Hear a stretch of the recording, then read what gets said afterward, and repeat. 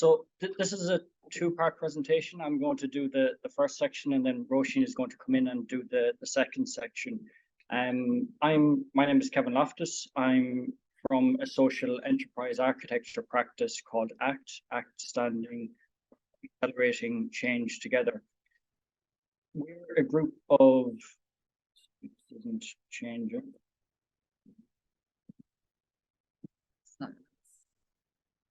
No, you might need to do that. Gonna have to left and right.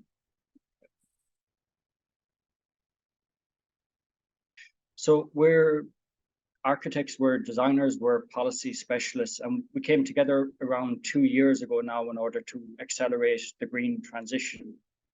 It's Ballina on the west of Ireland, and we also have a foot in London. We originally started looking at the problem of sustainability from a built environment architecture perspective, and we focused on the energy that buildings use. Quickly, we started to understand that that's very limiting, and actually we need to take a more holistic view when looking at sustainability. It's the buildings themselves, the materials that are used to make them, and the landscapes from which they come, and also how they're transported and how they create environments for people to live in. So we set up to accelerate the green transition, to implement sustainable development, inspire change, and to help realize a beautiful future. And beauty is one of the core principles of the new European Bauhaus. It's important for us because whatever future we're moving towards, we feel needs to be beautiful. We need to inspire people to bring them on this journey. It cannot be just technocratic solutions. Different scales, so we design buildings and we also develop visions and strategies for individuals, communities, and companies indeed. And we design and develop digital tools and work at policy consultation. So it allows us to work locally on very specific cited projects while being informed by a global agenda, a global context, and equally to bring that local knowledge to some of the global work that we're doing. We'll take you through a few projects before we go on to Ripple to explain some of the approaches we're trying to bring to co-design. So this idea of bringing a community together to bring people who are stakeholders that know their area intimately into a design process and to try and create an outcome that nobody individually would have ever come up with. One of the examples is Bertret 2050. So in this project, we're taking a long-term view to stewardship. It's a community stewardship plan for Bertret's natural heritage. And as I mentioned, collaboration is key. So we're trying to bring various stakeholders together, from local authorities to educational institutions, as well as people on the ground. So it's been mentioned in previous talks, the idea of champions. This is really important for the success of any co-design project, that you have people in the community who are really motivated to delivering change. Is in Cloubet. It's at the foot of Croagh Patrick, and it's under threat. It's this bit of land you see connecting the mainland to Rabbit Island. It's under threat because of sea level rise, increased storm frequency, and also storm intensity, and also because of human use. It's a recreational area. People are walking through the dunes, and that undermines the dunes' ability to support itself. You sort of undermine the substrate that's holding that together. This leads to blowouts and the erosion of the overall system. We can see here in a period of just 10 years or 12 years that the system has decreased hugely. So an area of 62% in reduction, and that's due to storms, but actually a lot of it has been recorded to do with human activity. So we know that bringing people on the journey and creating understanding of what their actions and their impact of their actions are is very important here. So we've, with the group, with the community, tried to understand what the threats and challenges are, tried to use visuals, which for us is very important as a way of communicating complex ideas to say maybe something that should look like this, don't act might end up looking like this. Hard solutions, hard engineerings aren't the solution in this case because it's a soft coastal edge, and the community were very aware of that. So we were already over the first challenge of trying to convince them that a more nature-based approach was the way to go. In this case, the hard engineering during storms in 2014 had actually done more damage to the spit because that engineering had been lifted up, pushed against the edge, and helped tear away parts of the spit. So together we said we're going to put forward this idea of a collaborative vision that would include the community, bodies and elected representatives, specialist knowledge. So bringing all of these together to talk around the table to see how we can come up with solutions. With the groups, we're trying to figure out what the constraints, the opportunities are. We're putting forward ideas, and we're getting those ideas challenged, coming together with an overall catalogue of many different ways that we could approach this. In a long-term vision, you have that ability. You can look at short-term, medium-term, and longer-term solutions. Taking that longer-term horizon also allows people to imagine more creatively. And using visuals to communicate to people what that future can look like. So it was mentioned before by Anthony, sketching is a really important tool that we use, and that's also something that we can quickly turn around ideas with. But some of the ways that we want to try and create impactful understanding from the work we do is through Photoshop, for example. So these are relatively quick turnarounds that allow people to imagine what a future could be. So what the situation is, what it might be if we were to reverse some of those hard surfaces, if we're to start planting marron grass again, if we start increasing communication, if we're to start providing places for people to use the spit that isn't going to damage it by putting in lightweight infrastructure, to see nature returning, and to be able to accommodate increased numbers, because we know in Ireland, our population is going up. We're one of the few countries in Europe that will increase substantially over the next 20, 30 years. Again, from another angle, initiatives that we can start to implement, the citizen science program, sand trap installations, and marron grass planting. All of these initiatives that you see on this slide are currently underway. So this is the first steps towards a longer term strategy. Again, seeing how this will progress over time with dune monitoring, and hopefully moving towards a point where we start to see increased biodiversity and the return of the dune system.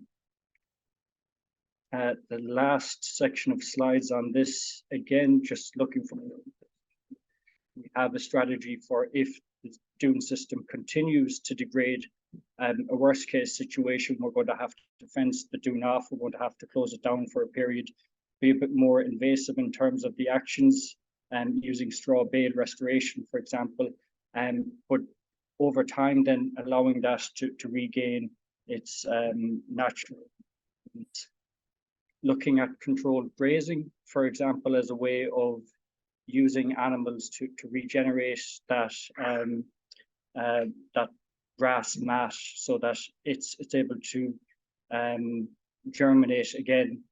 Looking at what we can do out in the bay itself, shellfish farming. So we've actually engaged with a local farmer who is looking at that as a potential. So that's about attenuating the water as it comes in towards the spit. And again, probably a more invasive strategy, but could we use beach replenishment to actually understand the natural processes of how sediment is dropped, and to use the sand from the bay to start replenishing sand. Again, moving towards this idea of responding to increased user numbers while hopefully being able to restore the dune system. And the project one that we've just finished in the last 2 weeks was a collaborative vision for Listún Varna. We call this Tapping the Well. It's about trying to find a vision for the community, again, moving forward, but in this case, a sort of mix of natural and built landscapes. For this, we used the idea of the map as the key tool for which we were going to communicate with the community, and we were going to use this as a tool that we could layer new ideas on top of. So we stripped back what is the sort of the current situation, and we said we have the geology of the area, we have the coastlines, rivers that run through, we have the natural green native woodlands that grow along those rivers, the area, protected meadow zones, the unique flora and fauna of the burn within the area. We have the agriculture that's been there for thousands of years, and we have forestry, we have roads that connect, a network that ties places together. Wells. Listún Varna is a town that was built on the idea of wellness, and that was because of the mineral waters that were found in the area. People would come from different locations and from all over Ireland and further afield even. And so that was the genesis of Listún Varna's early development. Its more recent development as the town has started to spread. We see community lands, so it has a unique resource of commonage that's in community ownership, something that we can bring upon pedestrian paths, walkable distance of the town, 5 minutes to the core, 10 minutes to the front. So the potential to grow within this zone. The idea of responding to the need for public transport or mobility more generally, and cars being the main form currently. The facilities that exist, social heart, the key resource of any community is the people there that are going to deliver on the action. So what we could add to this was the question. This was the starting point. We had a number of public engagements, bringing people together again around the table and asking them to think about the future for their town. And as I said, the map here being used as the device. So people came, they gave us corrections. They said, you're naming this wrong. This should be over here. We need more of this. And this was something that they really started to take ownership of. So every time we had a new engagement, the map got richer.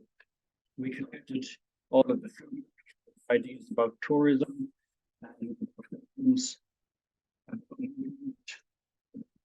to utilize the community, about spaces for people, about community needs, the environment.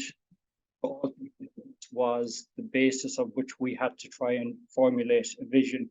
And our key challenge here was we distill all of this information into a vision, the town's future.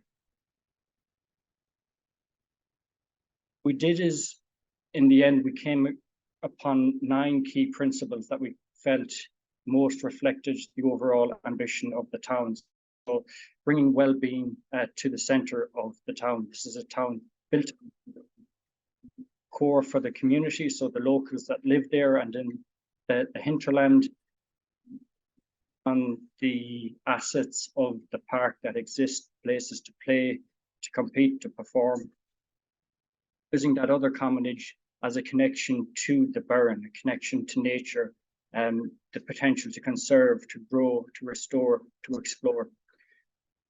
At the heart of the town, or at the edge of the town, is the town's spa and baths. So that was one of the key economic facilities of the town. It's since been closed down. Can we bring that back into use and develop a wellness core from the center to that, which acts as the backbone of Listún Varna? Re-establishing the spa as a social magnet, bringing the town square from what it is currently to a place that's far more engaging, to explore different forms of engagement. This one is missing a piece, but to foster a social heart, providing facilities for the locals in the area. The key challenges that Lisdoonvarna has, because it was a resort town, it has a huge amount of hotels, potentially the most per capita in Ireland. And because of that, with the current refugee crisis, the war in Ukraine, there's an influx of refugees, which Lisdoonvarna has been very well in receiving, but it means that the tourism of the area has suffered because those beds are no longer available. So can we be innovative and start to look at new forms of accommodating people using camper vans, for example? To preserve and extend wildness, to offer a home for new creative energies, access and walkability, and providing peripheral parking, so we move that away from the main streets, being able to bypass in the town, connecting the town square that already exists with a new public space linked to the shared space between all of that, so that you create a place that's people first, walking, cycling, and cars second. To build on the existing pathways that exist and also to add to those to the neighbouring towns of North Clare through greenway infrastructure. So seeing Lisdoonvarna now as a hub in North Clare, with the ideas that all roads now lead to Lisdoonvarna. And the next project is the one myself and Roisin worked on. So this was a Creative Ireland project. It was part of their creative climate action call. And the basis of the idea here was that we were going to respond to the ubiquitous green space that exists in all Irish housing estates, to see how that can be better used, with the theme of water being central. So how can we use those spaces to improve nature and provide recreational areas for people, but also to improve water resilience? So again, like many of the projects we do, this was a collaboration between a number of different groups, only the residents. And what made this project successful was that there was an already active biodiversity group in Greenhills. So Greenhills is a social housing estate, and it has a large green area, as the name indicates. And within that area, they already had started planting native woodland. They'd already areas that they were leaving as no more lawns. So there was a foundation there that we were able to build on. Working with the local community, again, we're engaging through multiple different events. This was a 6-month period, so you're building trust as you go, and using visuals to give back ideas or explanations. So we actually took the ideas from the community and we showed them back.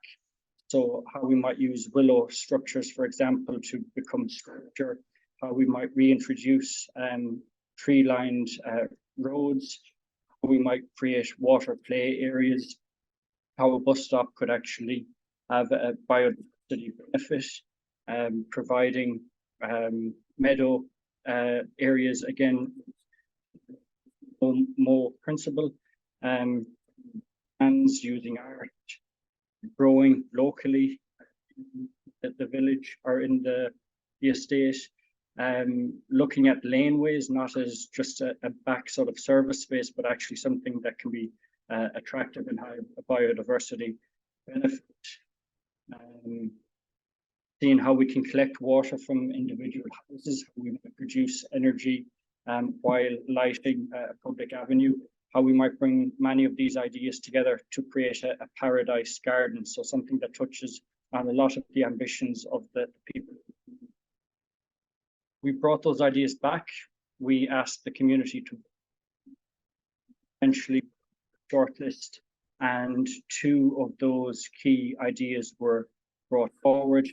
And then again, we asked the community to reflect on those and to negotiate between them.